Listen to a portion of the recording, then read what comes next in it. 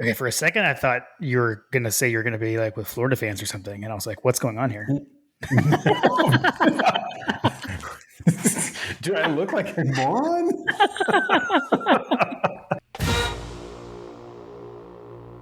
Welcome to My Gotta Podcast. I'm Jim Wood. In this episode, John Powell and I preview the 2022 edition of the world's largest outdoor cocktail party. And we answer questions from you, our listeners. As always, remember to check out store.mygottapodcast.com to see our latest merch. And you can follow us on social media at My Gotta Podcast. Finally, we'd love for you to check out our presenting sponsor, Oxia Time, at oxiatime.com. That's AXIATIME.com. Now, let's join the conversation in progress. It's about that time, Jim. It's FTMF. It's FTMF season. That's right. My watch says it's FTMF week. I like it. Hey, with it being FTMF week, I had to bring the Sorry Carter t-shirt as well. Ooh, I love it. I like it. I have my church attire on, so FTMF does not jive very well at the Baptist church. That's okay. It's funny. I was thinking earlier today that even though we did 2 episodes last week, it still feels like we haven't talked in a long time. I know, right? I guess it's just from doing it later in the week than usual. It's true. We didn't do the review. We didn't do a there was review no episode review. on our There was nothing to review. That's fair. So I guess that's part of it. But yeah, coming out a little later. You had the anniversary. Happy belated. I know I told you the other day, but happy anniversary. Thank you, sir. Thank you. So we're headed to a concert to actually celebrate, but we were doing stuff on that anniversary. We're going to the Amos Lee concert at the ASO tomorrow. Cool, excellent. If anybody's going, let me know. Nice, yes, right. Seriously. And then I know on Tuesdays you've got soccer. I also had something I had to go to. Ella had a theater thing through school, so that wouldn't work either. So go in with the Wednesday night recording. So Yep. Well, you had the theater. I had an anniversary. We have family obligations. So yes, we're making it work. I noticed that pretty much everybody had podcasts come out today. I think I hadn't had a chance to listen to everybody, but there's a number of podcasts that came out. So we're just going to give you something else to listen to the next day. That's right. I actually got a chance to watch. I didn't finish it yet, but your recording later actually had a chance to watch some of Graham and Josh with their film breakdown. So I watched a little bit of that today, actually. You just don't have that as input into our recording. Yeah, I started listening to you guys, but wasn't able to circle back to actually watch. That's one of those that you have to watch. Yeah, I like to watch it too. Yeah, I'm a visual person. Well, all right. Let me get to my bourbon. Let's do it. So what you got? What do you got this morning or afternoon, evening? All right. So since you gave me some grief last time, I just opened my McKenna 10-year bottled and bond. So this is first time. Never had it before. Excellent. So we will see. I am dipping into the Full Tilt Elite. Excellent. Very good. Very good. My infinity bottle. I poured a little bit from my infinity bottle because I had a few. I don't. Maybe if you're a bottle person, if you have multiple bottles, you maybe get to a point where you're like, yeah, I don't really like that one quite as much. Maybe it'll be good mixed with this other one. And so right. I have a little bit of that going on here, and it's really good. I enjoy it. Nice. Excellent. Yeah, it's mostly peated whiskeys. I have a couple of peated whiskeys and Scotch. A little bit of Scotch cask that threw in there as well. Some Weller. What else is in there? Some Four Roses single barrel. Let's see what else. Some other ones in here. I think a little bit of Eagle Rare, a little bit of Weller. All good stuff. I got a little bit of good stuff in here mixed in with some stuff that I felt like needed a little bit of help. Okay. Got it. Nice. Yeah, I should probably do that. I had waited forever to start actually drinking from my infinity bottle, and I have started doing it now. I do enjoy it. It's good. Yeah, I think it's before you get too far along in the infinity bottle, I think it helps to just, it's kind of like cooking, right? You take a little sample before you get to the end and make sure that everything's going the way you want it to go, and if it's not, you make adjustments. So Yep. Fair. listen. This is elite. This isn't elite for for a reason. This is elite for a reason, right? Like I've got to make sure this thing is. I got to pay attention to the details. Live up to the name. True. Man, so I do like this McKenna 10-year. It's good. I do. Never had It's it a before. good. It's a solid. It's a solid drink. I think I saw someone post about it. They held up like a comparable, which I don't know that it's necessarily fair, but McKenna 10-year versus Eagle Rare. Like, which one would you like? Because they're both 10-year bourbons. I think the proof on Eagle Rare is lower, if I remember correctly. I think so. Yeah. But that was a comparison. Yeah. This has a little bit more bite to it, I would say, than Eagle Rare. But For sure. yeah. Hey, look, I can actually talk about these things now. Can you look at how far I've come, John? Look at us. Look at us. Who would have thought? Who would have thought? It's like that Paul Rudd. Paul Rudd, who like never ages, by the way. But He doesn't. He looks the same in Clueless as he does now. Exactly. That's exactly what I was going to say. Oh man. Let's see. So, cocktail party. I actually considered making a cocktail for tonight instead of just drinking bourbon, but then like that was going to be too involved for recording. You do have a cocktail, Jim. It's a cocktail of hops, barley, wheat. This is true. Water. You have a wonderful American cocktail. Right. But I thought about making like, one of the, like the, whatever it was that John got me, it kind of started my introduction to bourbon. I think like the revolving door or something like that. Thought about making one of those old fashioned. He did revolving door, old fashioned. I know another one of John's favorites is the Bombardier or something like that. Yeah. But anyway, yeah, you're right. So you're right. This is cocktail enough for the cocktail party, right? Yeah. I've crossed over to that point where it's like, I'm just gonna have bourbon. I don't want a cocktail. just give it to me straight up, Chief. Yeah. I mean, that's what I enjoy the most, anyways. All right. Well, let's. You want to jump into the matchup game notes here, as we tend to do? I suppose there's apparently a party going on this weekend, so sounds like it. We should talk about it. 3:30, CBS Game of the Week, Jacksonville, Florida. Florida comes into this game at 4-3 on the season, 1-3 in the SEC. Being on the CBS Game of the Week, we do have Brad Nessler, Gary Danielson, Janny Dell on the call. So apologies to those who don't like Gary, but I think we're kind of like Gary apologists, right? Like we don't mind Gary so much. He's not so bad. Yeah, I think he gets a bad rap. I think that it's going to be one of those things that we'll look back on and be like, man, I kind of miss Gary. Yeah. Yeah, I mean, it's Gary Danielson. We'll miss him because 2023 he'll be gone. So second to last one, everybody enjoy it. Yeah. Assuming we get the annual CBS 3:30 kickoff again next year. Only two more left with him. So, although I will say maybe there could be an outside shot that maybe he leaves CBS and signs a contract with ESPN. Right. I don't know. Right. Sure. Could happen. I personally think that Brad Nessler has been great. He's grown on me. At first I was like, I don't know about him. Yeah, I love him. Yeah, no, I like Nessler. He's good. I liked him when he was at ESPN before. Let's see. The official hashtag that we won't use is hashtag UF versus UGA. And can we talk about this for a second? Can we hit pause on that? Like, yeah, there's been so much back and forth. I mean, Stetson Bennett was quoted, and when a reporter asked him, "Is it talk to us about the Florida Georgia game or whatever?" And Stetson was like, "You mean the Georgia Florida game?" Right. How is it that the official hashtag is Florida Georgia, and how has UGA allowed that to happen? So I think okay, so I could be wrong, but these alphabetical. No, these hashtags tend to go with like it's based off of like home and away versus like who's first versus second. And so my guess is like we might be the designated, something I actually don't even know. Like, are we like the designated away team this week, for example?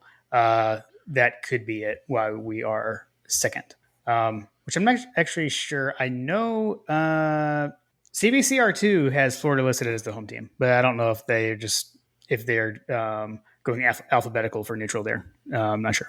I tell you what, I can look on. I'm curious now that you've said that. Now I've got to know. I'm curious what the ESPN app says because the ESPN app, when you pull it up, the bottom team is usually the home team. Mm. So I'm curious what Uh, ESPN it says. does say verse Florida on the website of ESPN instead of So at we are the Florida. bottom team. We're the bottom team on this, which typically means that we are the home team. Yeah, yeah, On the that's what I'm seeing ESPN online. on the ESPN app, it appears that we are the home team. Gotcha. Yeah, I'd have to go back to. We would have to go back to previous official hashtag weeks and analyze to Shenanigans. I'm see. saying this is not helping the people that are fervent Georgia Florida people. Like this is a travesty from the Okay, university fair, to allow fair. this. We will complain about the official hashtag. Come on, Claude. Well, I will say though, like we don't set it. It is set because everyone is supposed to use the same hashtag. Fans of both schools. I will say that it's. I do know that. But I digress. I digress. So We've gone off the rails. off the rails. That's okay. It's a cocktail party. You knew we were going to go off the rails for the cocktail party. You knew it. The weather high of 75. Looks like there is some rain in the forecast. So just note that looks like showers in the morning, chance of rain in the afternoon. So just beware. Maybe bring a poncho. Josh, we're talking to you, and you don't want to be caught in that stadium unprepared if it is raining because I have done that before, and that is no fun. If we look at the all-time series record for this game, Georgia leads the all-time series. We say we lead it 54, 44, and 2. Florida says that we lead it 53, 44, and 2, which is where I like to say that is it really a rivalry if the schools don't disagree on the all-time record? So this is definitely a rivalry game. Yeah, you could say that. um, Depending on when you were born, yeah, you may think that this is the only rivalry, or yeah, that it's not a major rivalry. Depending on when you were born. yep. When you were born, where you grew up, these are things that tend to get in play. I know, like South Georgia people, for example, tend to think of Florida as the number one rival. You could live in West Georgia, maybe it's Auburn for you, all that kind of stuff. It can be regional as well. Yeah, seriously, maybe we should put a poll out there from the podcast account, like who is Georgia's main rival, and just see what people say. True. Yeah, we should do that. We'll do that. You got any fun facts? You know what? I did not go to the effort of looking up the fun facts. Do you have me? I've got some. So, I have one thing on Florida. Not so much. This is more about just the game and some things like kind of for this year. One thing for this year, and then just in general. So, one thing. I kind of don't want to get into this too much. We've had so much back and forth this week on Twitter about like should the game stay in Jacksonville. So, but I am going to call back to something that I said I think last week. I mentioned that Mike Griffith was on 960 with Logan last week and went into this diatribe about the game. And one of the things that he said was that this game wasn't always played in Jacksonville, that it had to move there at some point. And that's actually not true. So the first time this game was ever played was in 1915. And that game was played in Jacksonville. So this was played in Jacksonville from the onset. Georgia won that game 37-0. It did move around a bit. I think the next game was played in Athens. It's played in campuses. But since 1933, it's been played in Jacksonville every year, with the exception of 94 and 95, when the stadium down there was being renovated to be able to house the Jacksonville Jaguars when they were named an expansion team. So it has pretty much always been there. So for what it's worth. So that's my first fun fact. And then my other one is something for this year. So, Florida is under new management with their first year head coach, Billy Napier. under new management. With first year head coach, Billy Napier, who came from Louisiana Lafayette, which you may or may not recall, is where Stetson Bennett had originally committed to play in 2018 before Georgia offered him a scholarship when he was coming back from junior college. So had we not offered Stetson Bennett a scholarship, he would have ended up at Louisiana Lafayette playing for one Billy Napier because he was the head coach there back then. So That's my Interesting. I don't think I knew that. Yeah. I don't think I knew that Billy Napier, but I did know that he had other options before we swooped in. Yeah. His plan, like the day of signing day, like his plan was to sign with Lafayette, but we came through with that last minute offer. Yeah, we'll just end it there. We can save stuff for maybe next year. Let's hit the news. Are you going to be drinking Gatorade this week? No, we're Georgia fans. We only drink Powerade. We only drink Powerade. Exactly. Carter, if you're listening, there's no more Gatorade allowed this week. Nice. Sorry. Nice. He likes the Gatorades. I like the blue Powerade. I'm a fan of that. I'm also a fan of the blue Powerade. You want to drink the red Powerade, I guess, for Georgia, but I do like the blue Powerade. But yeah. But yeah. They all dye your mouth whatever color it is. Fair. Red's usually less offensive. Fair. Let's see. News and notes. Sticking with this whole cocktail party thing. I don't know. I have the statement here. I don't know if I have to read the whole thing, but it was interesting that the schools released a joint statement about the game remaining or not remaining in Jacksonville. So they basically, I'll paraphrase, basically like they were getting asked about it. Are we going to renew? And they basically said like, we'll begin the conversations regarding the future games when the last contracted game nears. So I think that's actually next year, from what I recall, is the last contracted game. Then there's an option to extend it to 24 and 25. What I did think was interesting was they said that when the discussions take place, we will consider a multitude of factors, including tradition, finances, future SEC scheduling models with the addition of Texas and Oklahoma, and what is best for both schools' football programs overall. So I think that makes sense, but we'll see where all of that leads. I did kind of look around a little bit. It does seem to be unprecedented that the schools released a joint statement. That usually doesn't happen. So I don't know what to read into that, but we'll see. I think I saw somebody comment on that on one of those news articles that said, translation, City of Jacksonville, prepare to write a massive check in order to keep this game here. Yeah, I would agree with that. It's like we talk about with many things. With all of these things, it's going to come down to money. Yeah, for real. All right, let's see. A few notes from Kirby's press conference. So Dan Jackson is out. As we know, he needs foot surgery. Graham dropped that news on us earlier this week. That's out now. Kirby talked about it in Wednesday's press conference. So best wishes to Dirty Dan. Hope you heal up quickly. It does sound like Smile Munden sounds like he's going to be back. Sounds like he is ready to go. So that's good news. In Monday's press conference, both Jalen Carter and AD Mitchell got the hopeful to get him back kiss of death. But Kirby kind of came clean on Wednesday and basically said he does not expect either of them to play. And then Kendall Milton sounds like he might actually return, according to Kirby. He didn't say hopeful or anything like that, so he could come back. We'll see. I kind of doubt it, but it sounds like there's a possibility. I believe that he mentioned that they were looking for him to be a go today. Okay. Yeah. Something to watch. I guess we'll get to that in a second. But Fair. Good for him. Good for him if he's battled back. He did not get the hopeful kiss of death. So exactly. He's got that going for him, which is nice. Exactly. So before we get into the analysis, I did want to give a shout out. It wasn't a listener question, but it was a request from Rambo. So Rambo, here you go. Screw Florida and the mule that came in here. Yes. one of my favorite gifts. And now we can analyze the game. And with that, we'll begin. I guess kind of like usual, right? Let's start with what we're looking for on offense. So when Georgia has the ball, two things I wanted to call out quickly, or two players on the Florida defense.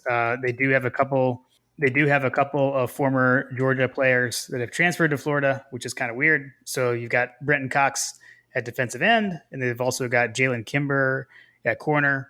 We all remember Brenton Cox attempting to chase down Stetson Bennett last year unsuccessfully. I think that kind of Unsuccessfully. is like burned into my brain. He hit him with the stutter step. Oh my gosh. I actually went back and watched that. That play came up on my Twitter timeline today, and I watched that today. It was it was like a 15, 20-yard run by Stetson after he got around him. It was pretty impressive. Yeah. That's an undervalued runner. Yeah, seriously. So Cox, and they got Jalen Kimber, who did actually have a pick 6 earlier this year in their game against USF, which was interesting. I actually tonight in preparation, I watched the like the SEC Inside show where they'll go like behind the scenes of a game. I watched the Florida episode of that tonight, and they did Florida USF was the one, which was interesting. I thought that was an interesting choice of a game to do for Florida. But yeah, he was playing with like a broken hand. He had a cast on, so he had to like make a somewhat one-handed so he had to make kind of one-handed-ish interception and ran it back. So yeah, good for him. That's crazy that so Kimber did a one-handed catch for an INT, and yet he is pretty far down the list of, he's not exactly standing out in their defensive statistics. No, he's not. And like from what I mentioned earlier that I had started watching the Dog Central Live, with Graham and Josh, and like I didn't watch the defensive part, the Florida defense. I went back and kind of rewatched some of the Florida LSU game. And I don't know, I guess what I was noticing was just like a lot of poor tackling that's what jumped out to me from the Florida defense. So I'd love for that to continue against us. So to put it into perspective, just how far down Kimber is in the statistical category. Yeah. Jalen Kimber has 4 tackles on the season from what I can see on ESPN. Okay. Yeah. Anthony Richardson has 3. The quarterback is just behind him. I mean, and he may get an opportunity to beat out Kimber for the tackles. Right, seriously. Yeah. Why are you so high on that tackle list there, Anthony? Well, exactly.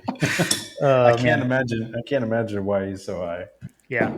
So I don't know. So what all else? I don't know. That's all I got on the Florida defense specifically. But what is there anything you're looking to see? Coming off a bye week, right?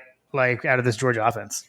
So here's what I expect. So statistically, Florida is the better team statistically, Florida is a better team on defense defending the run. So it will be interesting, and I will be looking for us to make a statement in this game from an offensive standpoint by grinding them into dust. We have seen the emergence of Branson Robinson. We have seen the emergence of Daijun Edwards. I alluded to this earlier, but Milton coming back, I'm hoping doesn't take away from Daijun Edwards and Branson Robinson's progress, because I feel like we have become a completely different team without Kendall Milton. There's just no, I hate it. I hate to say that, but like, it's hard not to notice that they have been gaining yards after contact at a higher clip with more prowess than what we've been operating with. Even, Kenny McIntosh, I would even put into that vein as well. Kenny represents a much different threat out of the backfield, but so I expect that he's still going to get his touches just like he has, this entire time. Right. I just hope that we're not taking away from the 2 backs that have emerged, because I kind of feel like we need to keep feeding the hot hand. So it's going to be interesting to see like what the snap counts look like and what the the rushing attempts look like with Kendall coming back. So I really want to see us like present a problem for Florida with the running game, because that's only going to help us exacerbate and expose the passing game, which I had mentioned, I think in a recent podcast, I think maybe the last one, but I think that Stetson could have one of those, Oregon style games where he could open things up. He could open up a can on this defense if we get into a position where we're controlling the run. Yeah. If we get into a place where we cannot run the ball, it could be a problem for us. Yeah, it's funny you just bring up Oregon, because something that was in my head was with the Kendall Milton thing. I was watching some of the Oregon highlights recently, and he looks like a different guy. Like on his touchdowns that he scored, I still feel like he had been playing injured or something. Because like I keep saying, like Kendall Milton just didn't look like he wasn't doing things that we had seen him do before. So who knows? Maybe this rest. I don't know. We'll see. But here's the interesting thing as well. Who is Georgia's leading rusher in rushing yards this season? Wasn't it Kendall Milton? Dajon Edwards. Oh, he's taken it. Wasn't he? I feel like it was Kendall Milton before a certain point. It could have been, but Dajon's got like 50 yards on him now. So yeah, Dajon Edwards is now Georgia's leading rusher. He's got the most rush attempts and the most rushing yards. Listen, I have been touchdowns beating and rushing touchdowns. I have been beating the Dajon Edwards drum since last season when I saw him in mop-up duty. Yes, you have. I said this kid needs to get more opportunities because he's an absolute. I mean, everybody likes to call him Nick Chubb. I'm like, he's not Nick Chubb. He is the cannonball. Yeah. I agree. Yeah, I love the kid. We love him. The unofficial running back of My God Podcast. There we go. There we go. I like it. Yeah, I mean, dude, Florida gives up. They're giving up a lot of yards. So they're giving up 429.3 yards a game on defense. So it's a lot, and they're allowing 31.4 points a game. So I suspect we should be able to do good things against them. Vegas apparently thinks that we should be doing this too. Isn't the largest point spread in the history of this rivalry? It may be. I mean, I don't remember it being like this. It's crazy. I think I saw a graphic. Maybe it was ESPN or something like that, or one of those shows, and I saw that. Yeah, I'm pretty sure that this is the largest point spread in the history of this game. I mean. What is it? What is it now? I haven't looked at the odds. Like 22 and a half, I think. 22 and a half? Yeah.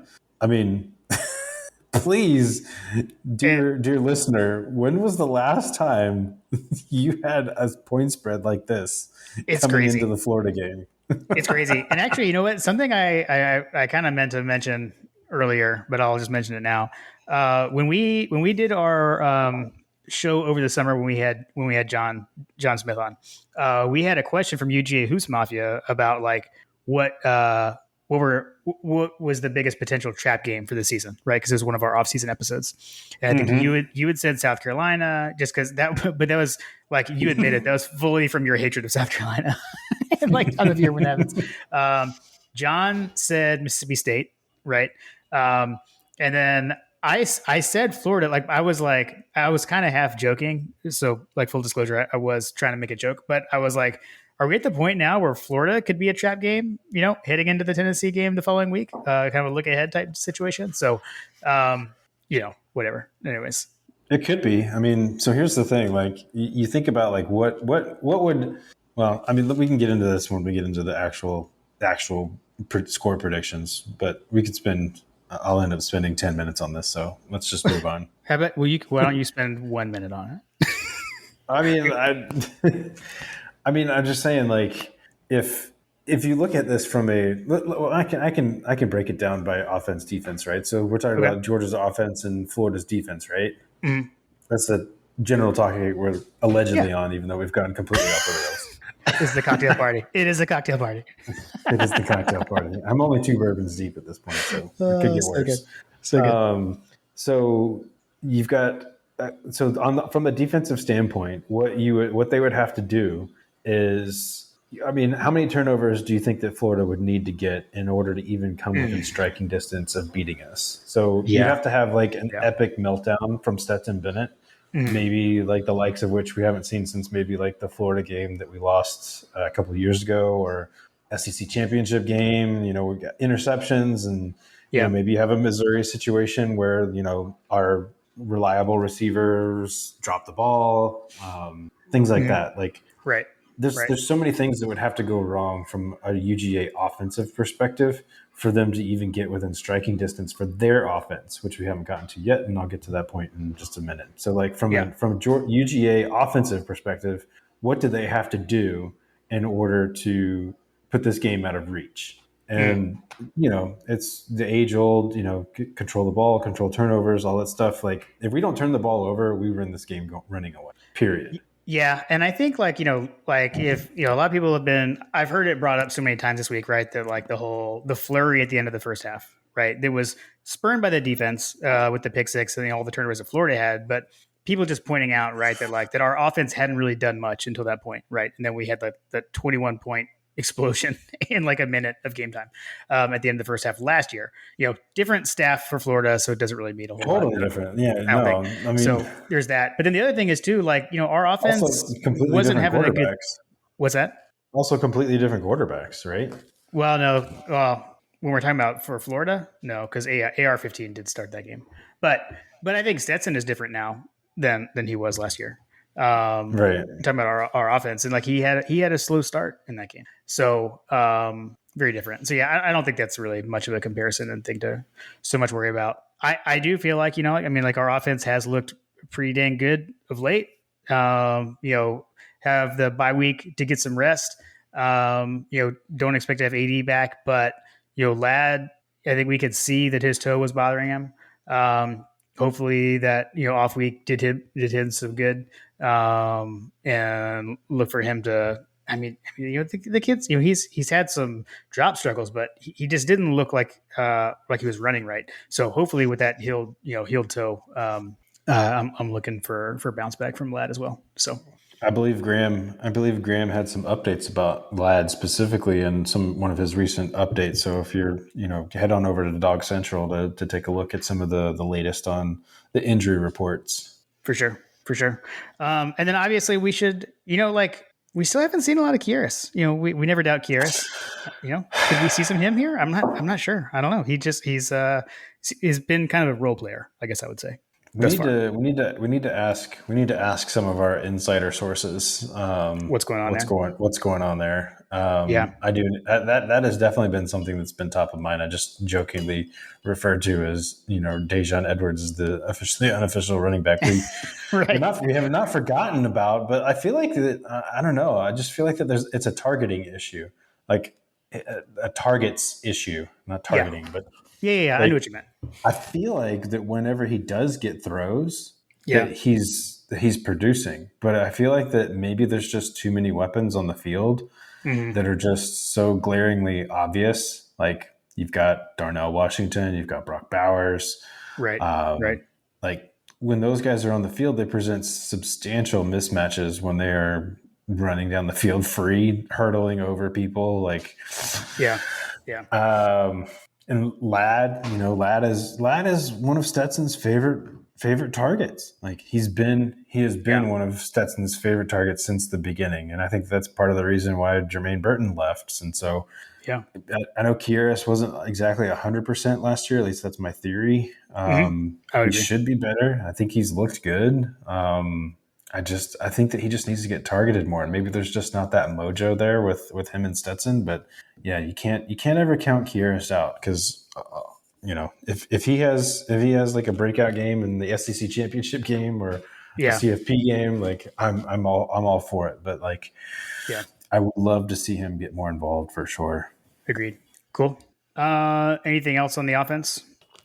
All right. So I hate to say this, but like.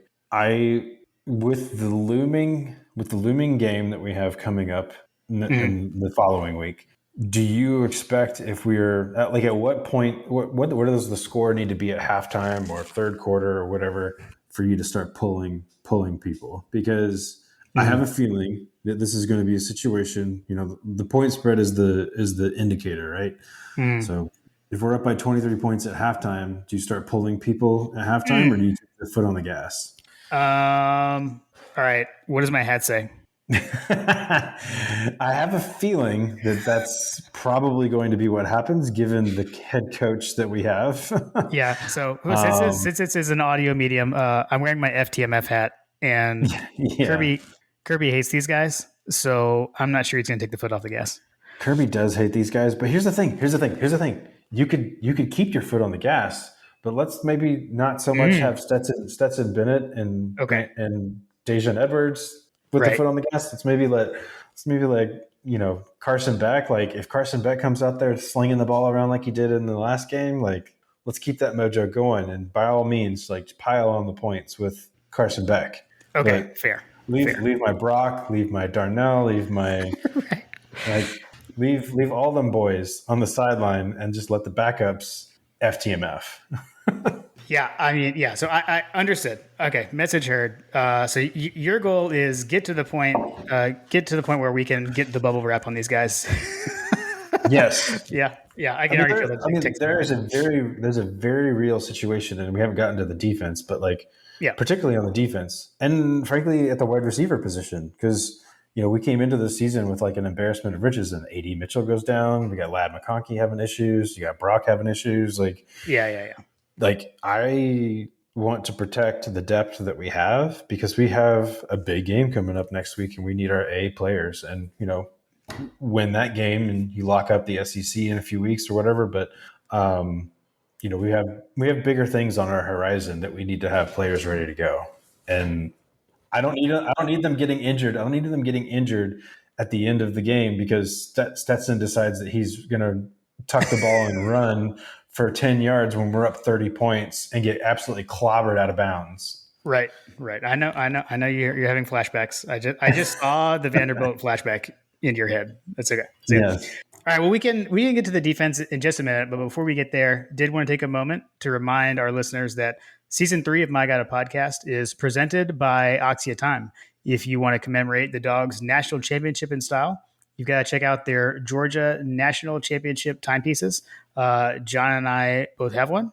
We're both wearing them right now as we record. I love it.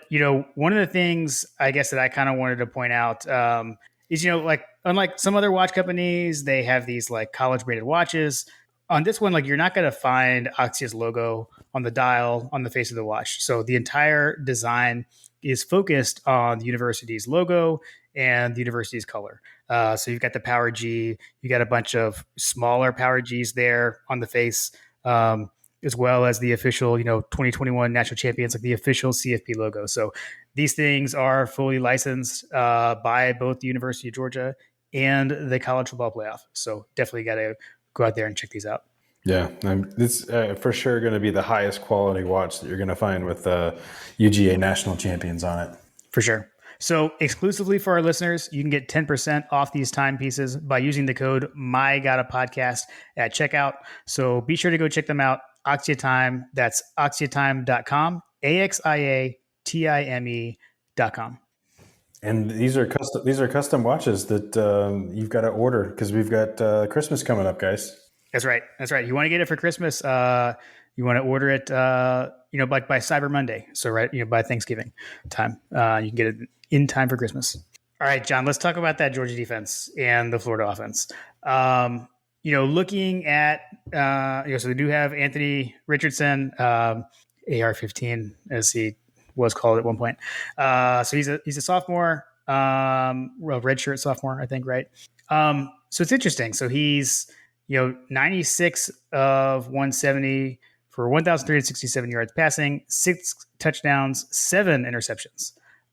He's also the team's second leading rusher with 56 carries for 395 yards and 6 touchdowns. The leading rusher is Montrell Johnson Jr. He's a sophomore. He's got 59 carries for 425 yards and 7 touchdowns. They also have Trevor Etienne as a freshman, another running back to watch out for. At receiver, they spread the ball around actually a lot like us. So they don't have like anybody that kind of jumps out at you from the receiver position. The top 3 guys are Justin Shorter, Ricky Pearsall, and Xavier Henderson. Henderson has the most catches, but looks like he's like more of their short yardage kind of possession receiver just based on his yards per catch. So those are the kind of the guys that we're looking at on the Florida offense. Yeah, I think that the tail of this tape is going to be controlling AR-15. If AR-15, the way that this team goes, I mean, even though on paper they have was it like the number eight or number I can't remember, but I think if I remember correctly, I don't have the numbers in front of me. I thought I had it up, but I thought that they had a pretty solid rushing attack. Their rushing attack is like number one. Like they run the ball. They got Right. a lot of rushing yards. So here's the thing. So their running game is going to be running into the absolute buzzsaw of the teeth. The teeth of this defense is stopping the run, right? Right. Yeah, that's what we're built to do.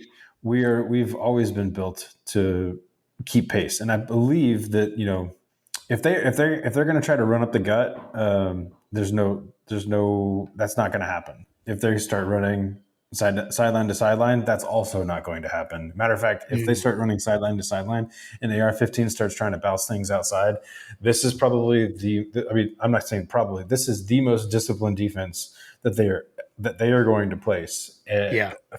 And on paper, our numbers for the defense are outpacing last year's all-world defense. I just don't see them trying to run the ball successfully. So in my opinion, I think that this game is ultimately we're going to put the game in the hands of AR-15, which he has shown that, if you eliminate the game that he had like the big numbers on, I think it's like versus everyone else, he's pedestrian. It's like Eastern Washington and Tennessee. I mean, he exploded against Tennessee, right? Like he had a crazy game against Tennessee's defense. And other than that, he was running for touchdowns, but it wasn't so much throwing for them. So yeah, a lot of stats coming from a small amount of games. Yeah, I think that ultimately this game is going to rely on how successful AR-15 is, and if he's having a bad day, oh boy, it's going to be sweet nectar for literally everybody in the stadium. Yeah. I mean, it's all about like staying home, playing good sound assignment football. Don't let him improvise. I mean, like, he's got the highlight plays where he's eluded the rush and spun out and, thrown a crazy pass or broke off a crazy long run. You just got to limit that stuff. And, I trust in Kirby we trust, but, like Nolan Smith, perfect example, right? Like, look what he did to AR-15 single-handedly last season. So I feel good about it. I feel good. I feel confident that our defense can handle what Florida's offense can show us. Yeah. And again, I mentioned like watching like the LSU highlights again, and I was saying that Florida's defense was not tackling well against LSU. Like likewise against LSU, like a lot of Florida's big plays, like LSU should have actually stopped them, kind of had them bottled up and missed a tackle. So I don't see us doing that. No. Yeah. I mean, like I said, I think that if they're moving east and west on us, it's just not going to end. It's not going to end very well for them because it's crazy. It's crazy to think about it, man. Like I just don't see literally anybody on our schedule that's going to threaten me trying to move the ball outside the tackles. Like last year, I felt like that we had a heat-seeking missile, and Lewis Cine, but like I feel like this year it's everybody. Like everybody on our team, especially when Smile comes back, which I feel like is also going to present a unique talent on the field that we hadn't seen in a minute. Yep. So I just don't see it. I don't see this adding up very well. Like I said, I think that Vegas knows, man, it's going to be a bloodbath in Jacksonville. And I know that you've been telling me to focus on this game, but like, when was the last time you felt this confident about a Florida game? Yeah, and that's the only thing that I'm. Well, yeah, I mean, other than last year, no, I'm just kidding. I don't even know that I felt this confident last year, but like, I didn't. Yeah. And again, this gets to kind of like, maybe I'm jumping ahead to the kind of final thoughts, but like the only thing I'll say on that is like, I don't have like logical things that concern me, right?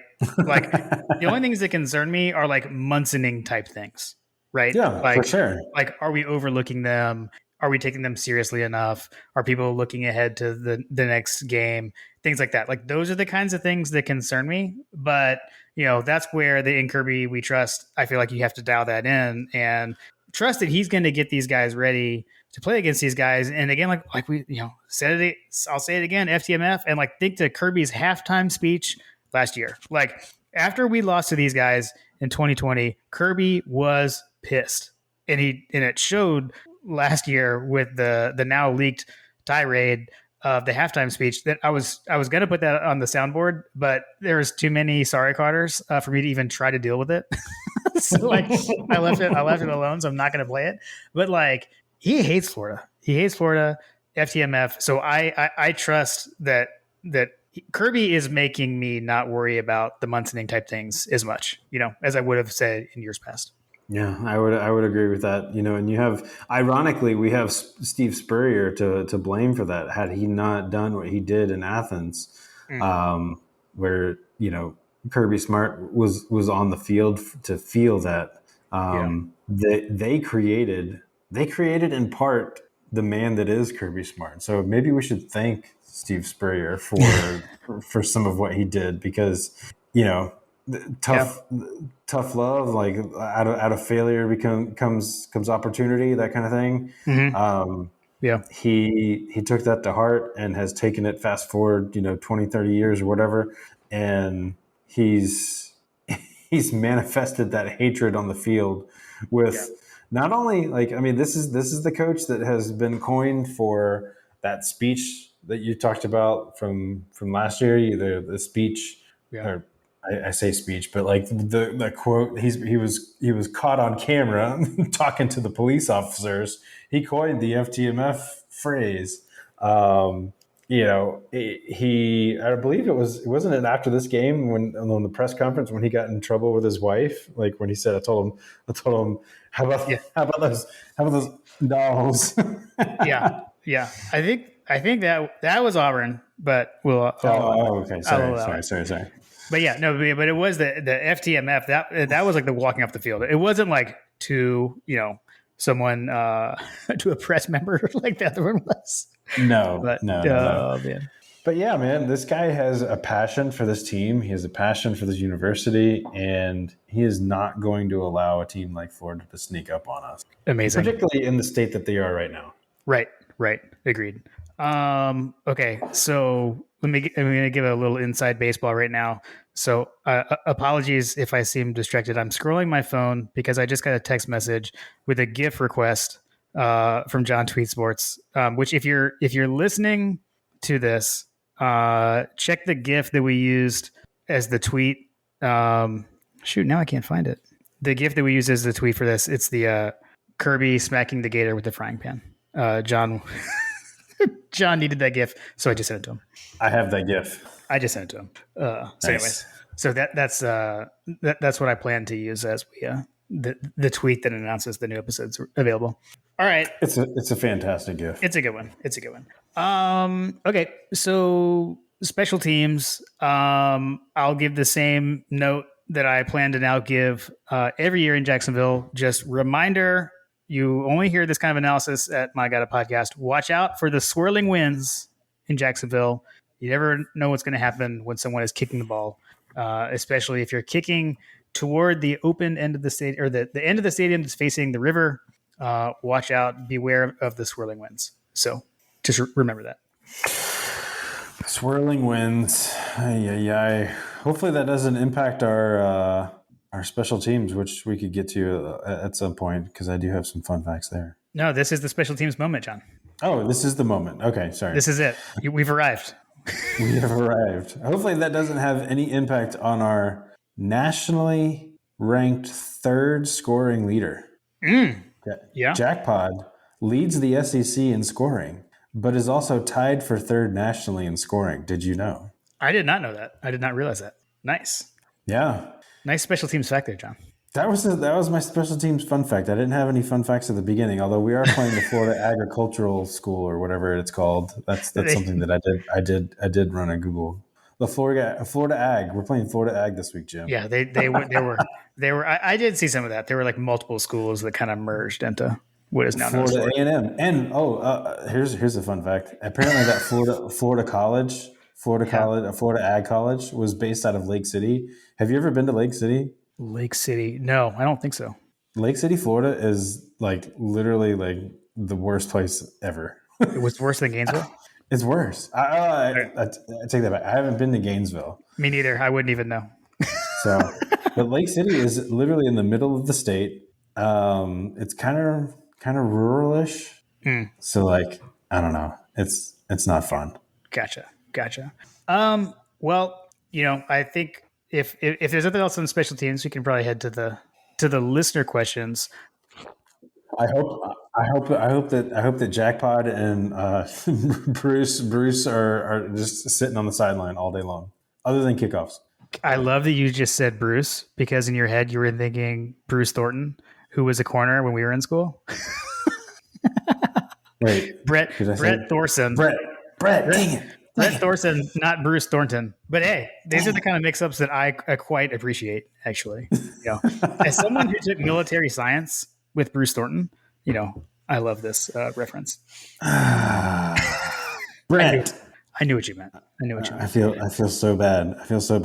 But we hardly knew ye. I know. He doesn't. Yeah, I mean, he's amazing when he does punt. He just doesn't punt a lot.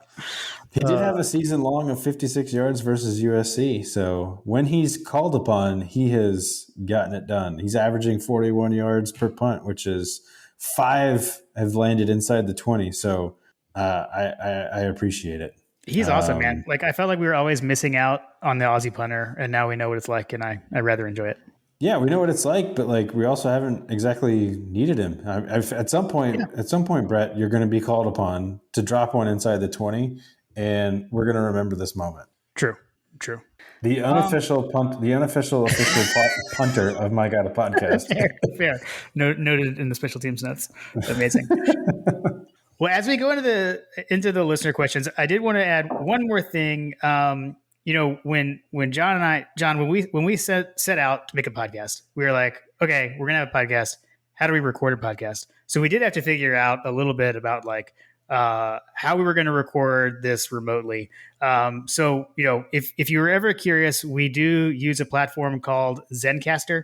So this podcast is powered by Zencastr. It's a remote podcasting platform. It actually does allow you to record video in up to 4K as well as the audio. We just do the audio.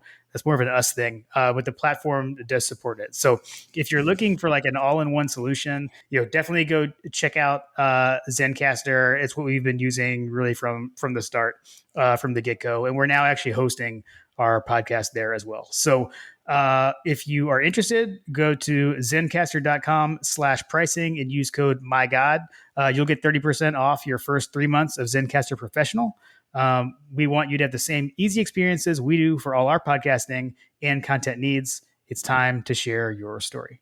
All right, John, let's get into the listener questions. The listener questions. Let's go. All right. First up, we got 51-7 GATA.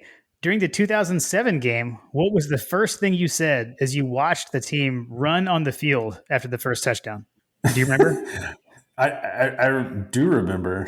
I was sitting in the fraternity house, I believe. I think I was sitting in the fraternity house. Was I? No. I'm trying to think.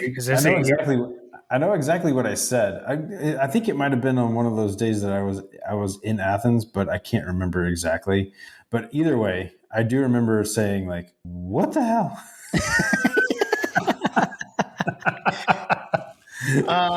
I think I said something along the lines of, "Oh my God!"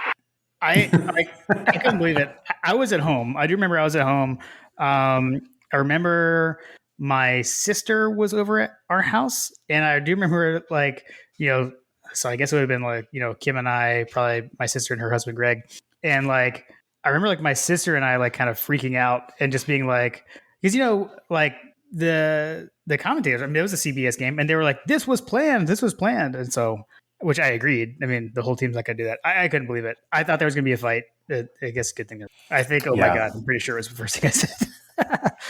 Oh, man. Yeah. All right. Next up, Zach, SC Dog 864. Last year, we knew Dan Mullen didn't have a chance with how things were going. Do you feel that Billy Napier can build this program up and make this rivalry game mean something like it used to in the past? Also, FTMF. I guess I can start off on this one. I don't know a ton about Billy Napier. I mean, I don't follow Lafayette super extensively. I know he is from the Saban tree. I know he was on that staff where like Kirby was a DC and Lane Kiffin was the offensive coordinator. So he did at least spend some time with Saban. I don't know, man. Like it all depends on recruiting, I would say, and can they get some more depth, especially on the line of scrimmage. So it's going to come down to if he can do that or not. Okay, so he's in year one right now. So Kirby lost to Vanderbilt in year one. So basically, he's kind of a wash at this point, right? So Right. you can't really judge the guy on year one. That said, Kirby was pulling in recruits on a whole other level. And Napier is just not. I'd have to look and see. I mean, to put it in context, like I don't think UF is anywhere near the top 10 in recruiting right now. Yeah, well, and he didn't. Also to be fair, like he didn't inherit the roster that Kirby did either. Like Kirby's, the frontline players that Kirby inherited were very good. It was the depth that was the problem. I don't. Someone mentioned that Florida. So you say that like okay, so it looks like they are number eight. So, but they have no 5 stars, and I think that's part of what's going on here is that they have decent players, but they're just not anywhere near the caliber of players that are needed to compete at the level that we are. So like in order for them to like Logan likes to talk about when Dan Mullen like, hey, we're closing the gap. Like everybody would talk about that. Like, no, you're not. The gap is literally getting bigger because in order for you to close the gap, you've got to be, we're number 2 in the recruiting rankings. For example, Alabama's number 1, whatever. Yeah. In order for you to close the gap, you've got to be number 1. Yeah. Right. Seriously. So if the rich are getting richer, like the only way for you to close that gap is for you to get richer than they are. And that's not happening. Yep. I feel like he's got to kind of deal with the sins of the past from Mullen, right? Because Mullen was the kind of guy that was like, I'm smarter. I can coach these guys up and they're going to run my system. And so I don't care about the recruiting rankings. And that's look at where it got him, Yeah, but at the same time, I think that Napier has been the kind of guy that's like, so here's the thing that I'll say about Napier. Kirby has been very complimentary of Napier. From what my understanding is that he was very impressed with Napier's preparation and the way that he structures the details. And that's the difference between a Kirby Smart and an Ed Orgeron. You can catch lightning in a bottle with an Ed Orgeron. Guy can, bring players in and all that kind of stuff, but he can't keep it together because the details are missing. And that's exactly what happened to him. You're seeing that with Jimbo Fisher. You're seeing that with Steve Sarkisian. I don't think that those guys, they have such high regard in the industry or whatever, but like, I never believed in it. Napier is, I feel like he's somewhere in between. He's like not exactly Dan Mullen, but he's not exactly Jimbo Fisher. He's not exactly Dabo Swinney. He's not exactly Kirby Smart. And I don't know that he's going to get the time. I don't think that Florida is going to give him the leash that he needs, because I think that I've heard him say these things like that he wants to slow the roll. Like I think he's made some comments like to set expectations with the program, like this is going to take time and all that kind of stuff. I just don't know that those people are patient enough to allow that to happen, especially with the emergence of Tennessee in year 2. That's a good point. Like Tennessee in year 2 is only going to put pressure on Florida in year 2. So I don't believe that they're anywhere close. So like if you looked at the 2 programs, like Tennessee and Florida were kind of in the same boat, historical dominating programs, and they've been absolute for the last however long it's been. And they've gone through multiple coaches. I just don't know that Napier is the guy that's going to take them to the promised land. I think he could potentially be their like Mark Richt type person that could get them to a position where they might springboard there. He may be good for, 9, 10 wins or whatever. I just don't know that I don't think that he has a killer instinct like Kirby does. Does that make sense? Yeah, it does. I don't think he's Mark Richt either, for what it's worth. But also, sorry, fair. Also, sorry, Carter. But it's cocktail party. Let's see, Micah. I'm going to go to Micah's second question because we already talked about the first part. Do you guys think we should be giving Robinson more touches than we are now? I know you were saying you want to see his touches not diminish. Do you think he needs more? Robinson? It depends. I mean, Yeah. yes, if the pass protection is there in terms of, and we're talking about rushing attempts, right? So if rushing attempts is the answer, like, yes, I think that Dajon Edwards and Branson Robinson have played themselves into more touches, 100%. Yeah, I would agree with that. Yeah. Bourbon of choice for Saturday. Do you know? Do you have a bourbon of choice? Do you got anything lined up to drink during the cocktail party? It's going to depend on what we're doing because it's kind of up in the air right now. If we're with who I think we're going to be with, or who I hope we're going to be with, some folks from church, maybe dialed back on the bourbon. But okay, for a second, I thought you were going to say you're going to be like with Florida fans or something, and I was like, "What's going on here?" Do I look like a moron?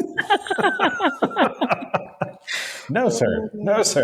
I do have Tennessee fans in my circles, but I don't. I do have some Florida fans. Which, Mike, if you're listening, probably not. Mike, there's a specific Florida fan in my life that has given me absolute hell, and I have not really messaged him at all recently, just because it's like one of those like, I don't want to punch down. You punch up, right? Right. Fair. So, but he has been a ghost the last few years. That's funny. So I like it that way. I actually got the neighbor of mine who lives his house is kind of like diagonally behind mine. His name is Mike. He's a Florida grad. So I also have a Florida grad friend named Mike. Florida grad Mike, yeah. He is like, he doesn't like text me stuff. Actually, he's also a Lions fan, so he'll mainly text me when like DeAndre Swift scores a touchdown. Like he loves DeAndre Swift. He's like, yeah. But he's kind of he's down in the Gators. So let's both text our UF grads Mikes and just see what they say. And then on the review we can update everybody on the status of the Florida Mikes. I'll tell you, Florida, my Florida Mike stopped by during the game last year because he was like out for a walk and stuff. We were watching the game on the porch, and he just kind of stopped by. He left the game. He was like, "Oh my gosh, what is going on?" It was pretty fun. I think he like came. I think he was there for the crazy flurry of all the turnovers. It's like, you got to stay. You can't leave. Wow. Okay, so we went off the rails and didn't talk about bourbons. I will say I usually don't drink bourbon during the game. I'll usually have one. Yeah, I usually drink, not a sponsor. I usually drink Creature Comforts during the game. And I'll have a bourbon tonight. So I don't know, maybe I'll have this McKenna Saturday night. Yeah, I'll probably be on the Eagle Rare. I'll probably be an Eagle Rare. Okay. I just picked up a backup bottle, so I've got a pretty solid amount. That, or I'll do an Elijah Craig bourbon and Coke. Elijah Craig small batch. Okay, fair. Aaron King starts with, "Hey guys," and hey Aaron, it's been a while, buddy. Thanks for checking in. Why do you think our passing game has seemingly taken a back seat to the running game over the last few weeks? Were we just working on the running game to help us create a more balanced attack down the stretch? I honestly feel like this is one of the things that we've harped on so much with Monken, and that I think Monken is good at, is the whole like take what the defense gives you. I feel like it's been a function of we've been playing teams that are not as good against the run, and so therefore we've been running the ball. I think it's that. I think it is also. I did see some commentary from Kirby about like he did talk about recently like wanting to improve the run game. I think they basically noticed. Remember when Kirby got the question about the run game and when he chimed in with a lot of things, no offense, that you guys don't understand about football. And when he told us that there are some passes that are runs, I think like after all that stuff was happening, they did kind of they self-evaluate a lot. And I think they kind of realized like, hey, we probably should run the ball because there could come a time where we're going to need to. So I don't know. I think it's a function of those two things on top of each other. I'll put this in perspective. How much of that do you think happened when Kendall Milton got hurt? I guess it is the same window. I listen. I love Kendall Milton. I love Kenny McIntosh, but they go down so much easier than Dejan Edwards and Branson Robinson. Branson Robinson and Dejan Edwards are problems in terms of tackling. Much like Sony Michel, much like Nick Chubb. Like I know that I think Branson or Dejan, I can't, maybe both. I don't know. They both kind of have that same similar build that Chubb had. They don't go down easy and they fall forward. There's that comment about running backs. Like when you look back at all the great Georgia running backs over the last 5 to 10 years, the Noshans. I mean, Noshan is probably the biggest one. Like I feel like he would run into a brick wall on the offensive line and somehow he would fall forward for 3 yards. And it's like, holy crap. Like, how did you do that? Like you did, like there was nothing there. And all of a sudden we had a 3-yard gain. Like that's the kind of stuff that I'm seeing. Yes. I am seeing that kind of stuff now with Dejan Edwards and Branson Robinson running the ball. And not to say that I don't see that from like Kenny McIntosh, but like I see it more. Does that make sense? It does. It's rooted in just how I feel and what I see. I know this is where like Josh is listening and is like, I have the statistics to show you your exactly. Which is possible. Highly possible. 1,000%. But I do know like, and like I will say too, like, we tend to think of Todd Gurley for his home run type run. Todd Gurley, same thing. Todd Gurley would turn like some of his best runs were for like 2 yards when it should have been like a 7-yard loss. And he would. I said Noshan. It was Todd Gurley. Yeah, you're right. Noshan could do that too. But Todd, to me, Todd was the king of that. He would turn nothing into something. So exactly. Yeah. That's exactly what you want from a UGA running back. Yep. To your point, given what the defense is, given what the defense is giving you, like taking it. Right. Like that. I do think that's an element here. The other thing, and this is something Graham mentioned on, and George was eloquent-ish. His connection wasn't as good, but there were some microphone issues. Just on 100 Sanford, like basically what the gist was that they were zone blocking versus gap blocking, right? Did I have that right? Yeah, you got that right. Yeah, zone scheme versus gap scheme. Yep. Zone versus gap, and so I believe, like, correct me if I'm wrong, they moved to like the gap scheme, right? So it's twofold. So I think there are two things that happened. One, it's been more balanced, I believe, between zone and gap. Two, the second thing, which is what's interesting, is they've actually gotten better at zone scheme, from what I recall, from some of the numbers that Graham has put out. If you start doing something that you haven't shown that you've been good at, if you start doing something that you haven't shown that your tendency, like I feel like that wasn't it the tendency that we were doing way too many zone. Yeah, it was. Schemes, Yeah, we were struggling. We were struggling with the zone scheme. We were more balanced, or we weren't balanced, right? Like we were running more zone runs than gap. Right. Yeah. So when we were doing the gap runs, when we were doing more, like we were doing good at the gap runs, right? So then we started doing more of that, but then we also tried to get better with the zone runs, right? Yep. So when you do the things that you are clearly better at and get better at the things that you're not good at, that equates to a very successful running game. Yeah, and I think like long-winded way of saying like we just did things better. Seriously, like there's been a pretty big change there. Okay, I'm going to read these next two questions back to back. They didn't come in back to back, but I'm going to read them back to back, and I want you to kind of like pick which question you're leaning towards, because they're both kind of leading questions. What's going to happen? So Chad Jarvis says, do you think this will be a complete performance like the beginning of the year against Oregon, with us having time to iron out the small little kinks? That's what Chad says. Now, Benjamin comes in with the Munsoning side and says, do you think the Dogs will get off to a slow start, bog down in the red zone, and start the game kicking field goals? So I thought those were two very polar opposites. So I'm kind of posing this as like, where do you think we land in this game? I think we land on the complete game side of things. I agree. I feel like, the bye week, the time off, the focus, getting healthy, getting focused. And you know what? Something we didn't talk about earlier, Stetson got an extra week to rest that shoulder, right? We've seen him working that shoulder, trying to get that ready. That's got to help time off. Yeah, I'll tell you, I've had a shoulder. I have no idea. I haven't had it diagnosed because I'm stubborn. Don't go to the doctor. But like, I've had a shoulder. Like all this shoulder talk lately has like really hit home for me because it's like, yeah, dude, I've got this shoulder problem that's been around for like a month. I'm like, sitting here like, what? We're 41, and it's like you sleep wrong, and all of a sudden your shoulder's like jacked up. I feel like that's what happened. If only you had a friend that knew about such things. I know, right? Paul. Yeah, but that would require me like making effort to like go and get it fixed. Paul, if you're listening, call John. That's just too difficult. But yeah, like David Lee's gonna slide into your You're gonna slide into your DMs.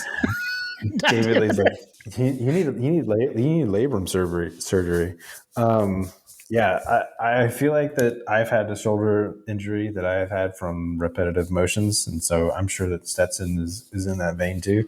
And I have noticed that when I take time off, like it feels better. But when I exacerbate it, like I did on Monday, it hurts. So I'm sure that he's feeling better. But more importantly, like that's why I say like earlier in the podcast, like halftime, I want to be up by 23 and I want him to sit the bench the rest of the game. I like it. All right, next up, Fletcher Proctor. He wants to know a player that has been snubbed from the illustrious Georgia-Florida game Hall of Fame and a player you would ironically induct. So I'll read. Fletcher gave us his first. So he said Malcolm Mitchell as his snub, which I think is an excellent choice. Malcolm Mitchell, a Gator Slayer. Is it a snub? Because I think that aren't there some guys that haven't been inducted that are like much more illustrious? Yeah, but let me give you a point, a case in point here. Like Aaron Murray is in it already, and I feel like that was the big connection. Aaron Murray to Malcolm Mitchell was like the game sealing touchdown, right? So why is it Malcolm Mitchell in there yet? That's true, but correct me if I'm wrong. But like Aaron Murray's stats in this game were much more substantial. There are so many guys that are huge Georgia players that did not do much in this game. Or never won. So let me give you a counter to that. Right, John Stinchcomb is in the Georgia-Florida Hall of Fame. He never won that game.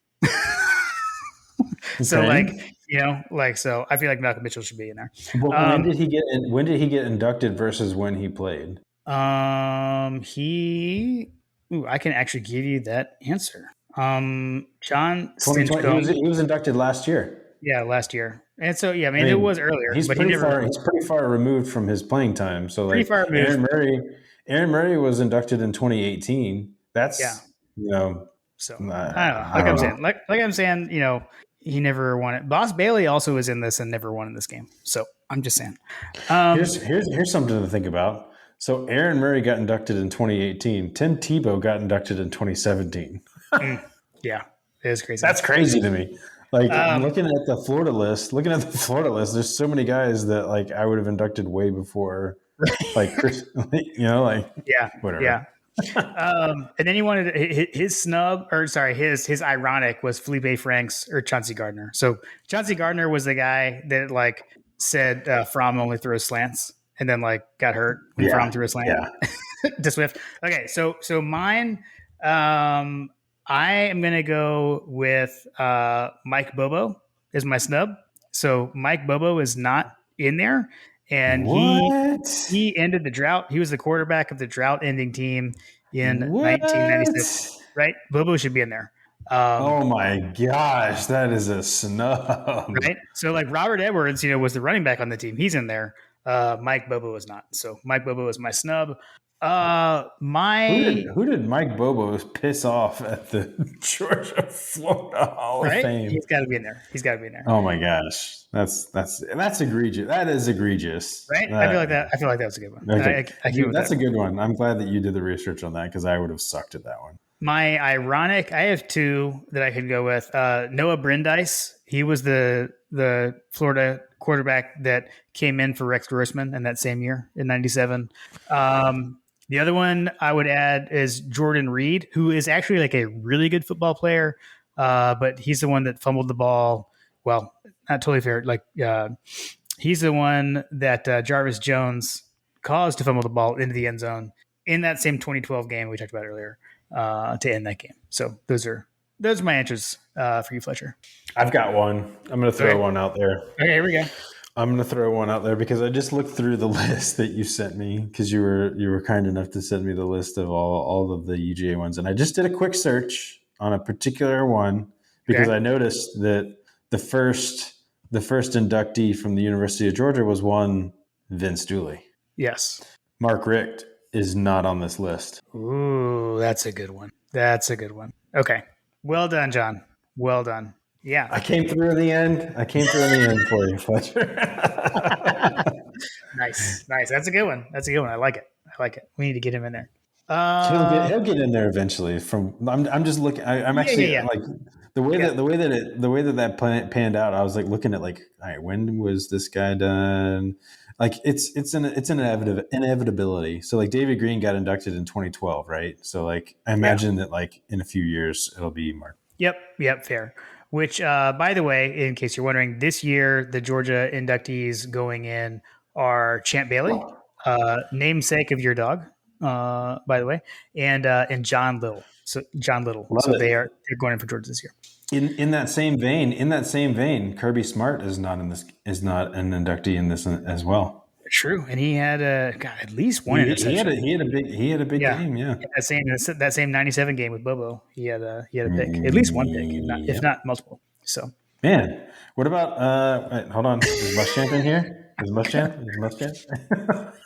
I'm trying to think with Muschamp though. Like he was he may fall into that never beat Florida category as a Bulldog. I thought him and Kirby played together though. Yeah, but when Kirby was like a freshman. When Kirby redshirted was Muschamp's like senior year, and the year that we beat them with Kirby was his junior.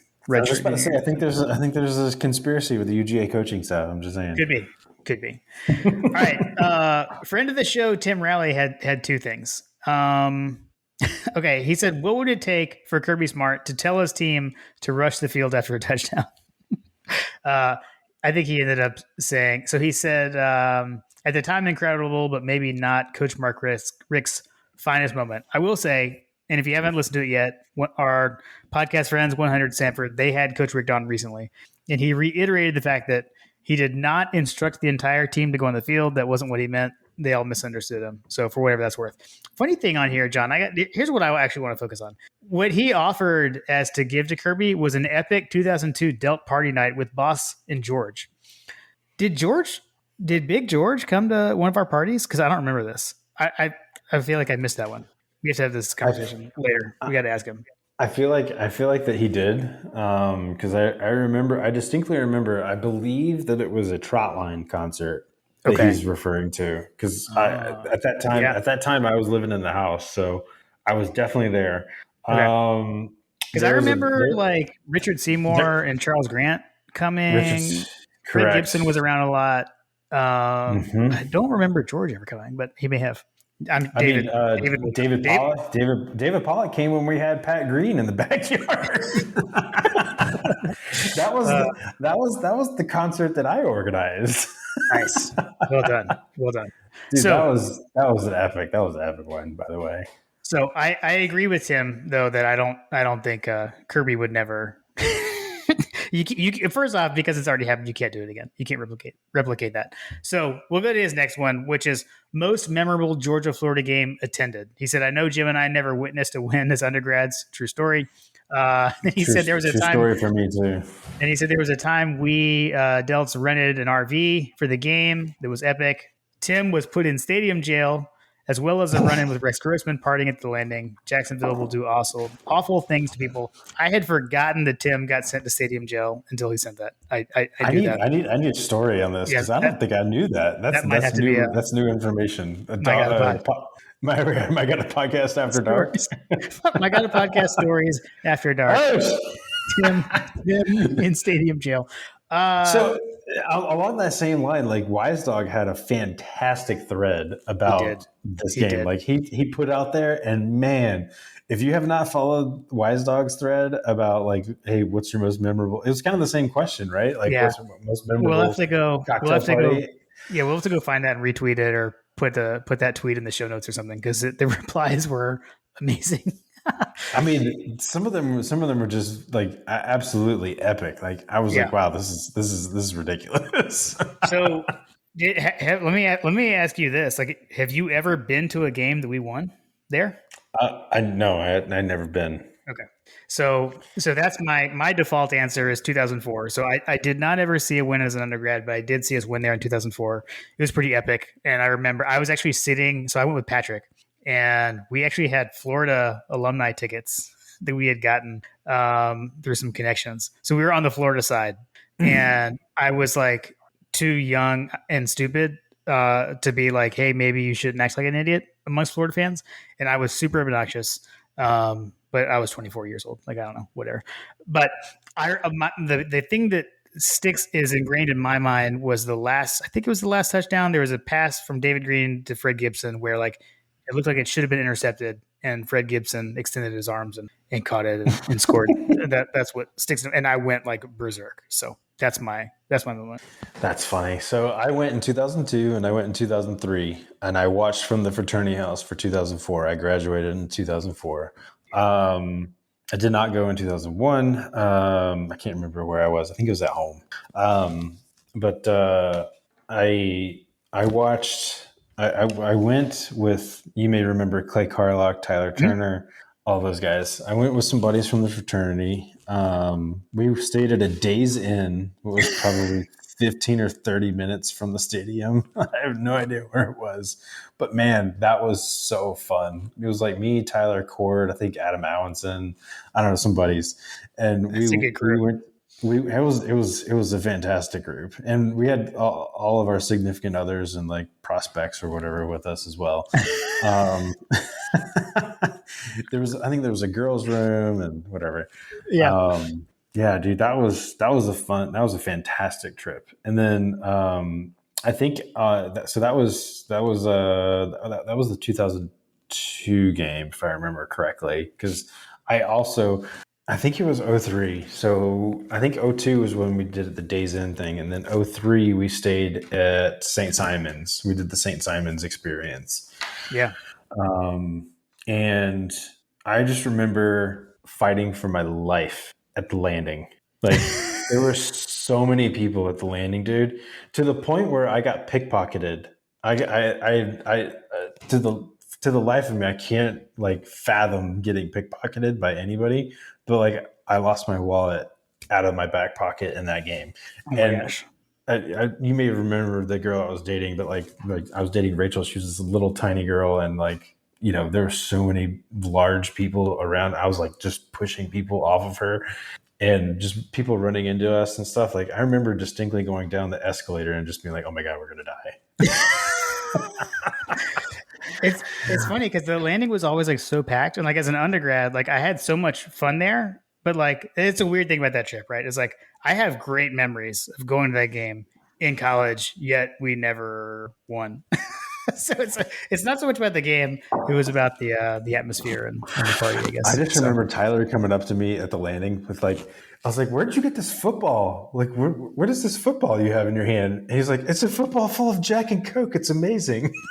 So I still have. So I still have my football. Of course you do. Of course you do. It's a piggy bank. It is filled with coins. So no, you need to dump the coins out and just rekindle that. Just rekindle it with the Jack and Coke. Mine had a hurricane in it, from what I recall, but that was a long time ago. Okay, maybe it was. Obviously, I was 21. I was 21 by that trip. Mom and Dad, I know you listen. I'm just kidding. Yeah, man, what a great. Those were great years. It was fun. That's why I don't. Sorry, Josh, but that's why I would love to keep. That's why I just have such fond memories. I think it should stay there. But I digress. All right, it is time, John. Oh my God! My God, a freshman. Trying to put glasses on it. I added a little extra flair for Coach Joe Bill. I thought you were gonna throw the middle steel chair comments in there. I actually don't have that one on the soundboard. You need to add that. It's time for Coach's over unders. So, Coach, we thoroughly enjoyed the either ors. last week. But these are the Coaches Over Unders World's Largest Outdoor Cocktail Party Edition. We will start with the offense.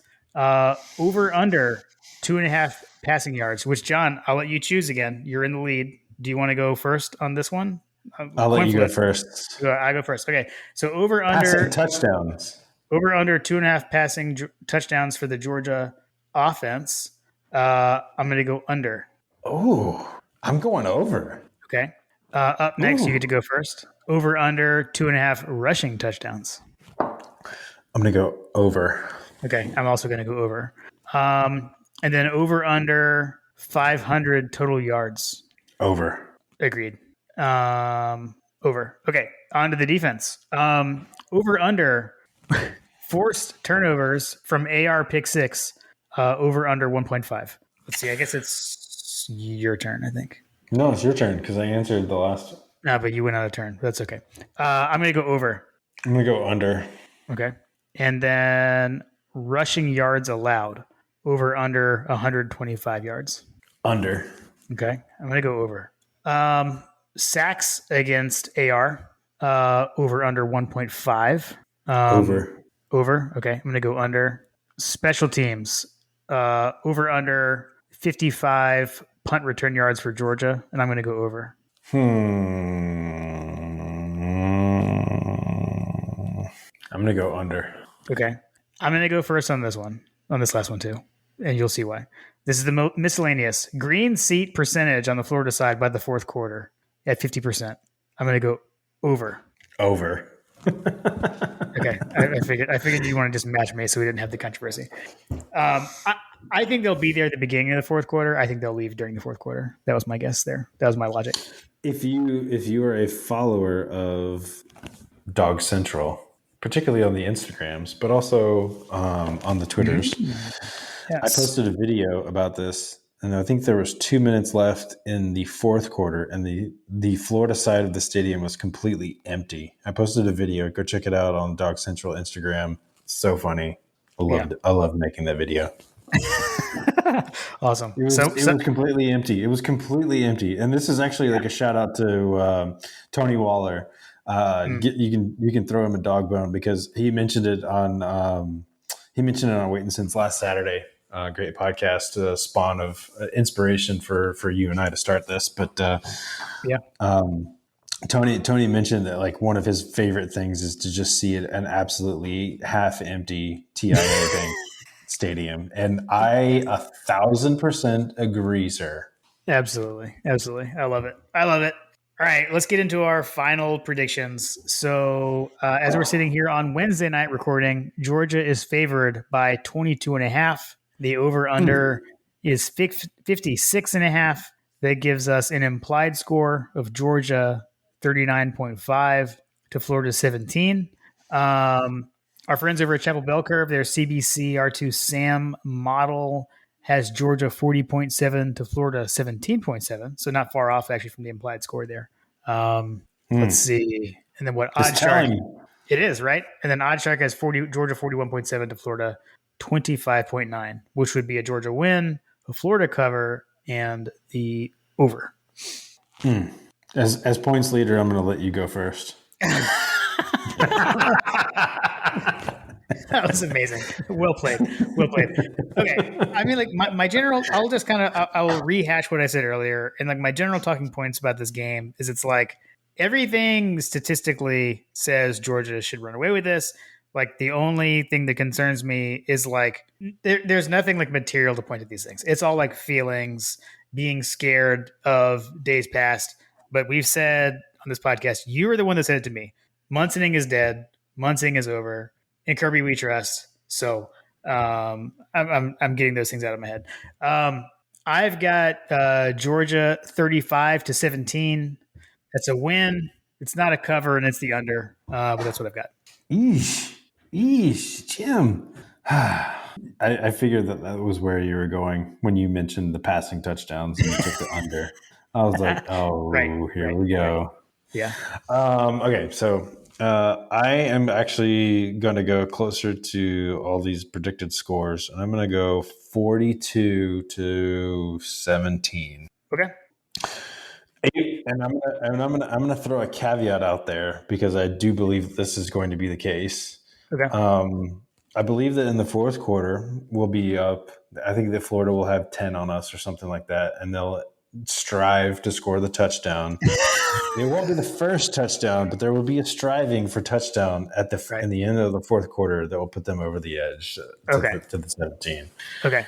I like it. That's very specific, and I like it. Yeah, That makes sense. yeah. That makes sense. I'm also gonna put this out there that there's a greater than 15% of me that wants to sit here and say that we shut them out. Greater than, what do you say? Greater than 15%? Greater than 15% of my personage that says that it would not shock me in the slightest to see us completely shut them out. I think I put that out there on the Dog Central text thread that is it within the realm of possibility that we blank them? Right. Yeah. I think I said it's within the realm of possibility. I'll say that. It's within the realm of possibility. I'm not predicting it, but it's definitely possible. Yeah. I mean, if that happens, I'd say that if we keep them under 20, under 17, that was my score. But if we keep them under those point totals, literally everything's going right for us. Right. Nice. Cool, man. All right. Well, this was fun. It's about that Axia time, man. It's about that Axia time. It's time for us to wrap it up and get ready to do this thing in literally 72 hours. Right. Seriously. I love it. Yeah, man. And I know so neither of us are going to the game. I'll be sitting around. I'll be watching on the porch.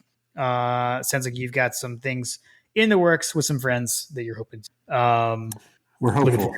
You're hopeful. You're hopeful. I love it. So, but you should be around for the live texting. I'm anticipating potentially. I should be around. So Carter's game kicks off at 12 o'clock, and his game ends at 1:30, and we're about an hour away from home. So I'll be I'll be running through the front door have they kicked off yet? Right. Okay. Nice. All right. I gotta say this before we wrap, John. Reminder: you gotta do your Saturday morning workout. Do not forget. It's already in the books, man. I've already scheduled it. I've got my alarm set for Saturday. I'm running 6 miles, and we're not going to have a Missouri repeat. We're elite. We're on point. We're just continuing this thing through. I love it, man. That's awesome. All right, man. Well, we'll be talking on Saturday, and absolutely, man. Go Dogs. Go Dogs.